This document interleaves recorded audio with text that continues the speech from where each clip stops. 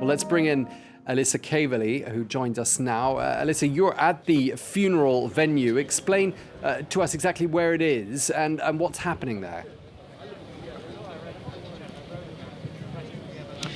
That's right. So just 2 days after this city is reeling from the guilty verdict in the George Floyd case, there were celebrations just 2 days ago, and now this city again in mourning as they come together in Minneapolis. So Daunte Wright was killed in Brooklyn Center, which is a little suburb just outside of Minneapolis. But the funeral today, which we're just in front of the venue here, is actually in Minneapolis. And there are mourners already starting to gather.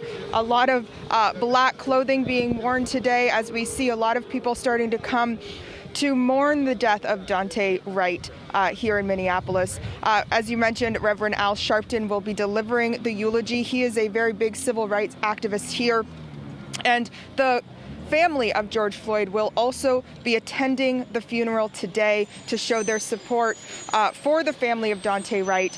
A lot of the family has come forward and said, you know, they would not wish this on anyone. He was a 20-year-old man on the verge of his life, and he was needlessly, they are saying, shot by police.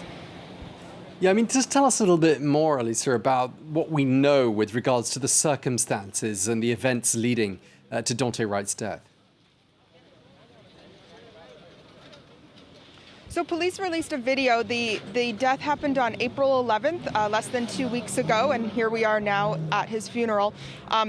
They released a video showing that Daunte Wright was trying to get back in his car when the veteran police officer, she was in the force for 26 years, a white police officer, took out what she said was her taser, because you see on the video she yelled taser, but it was in fact her gun, and shot Daunte Wright.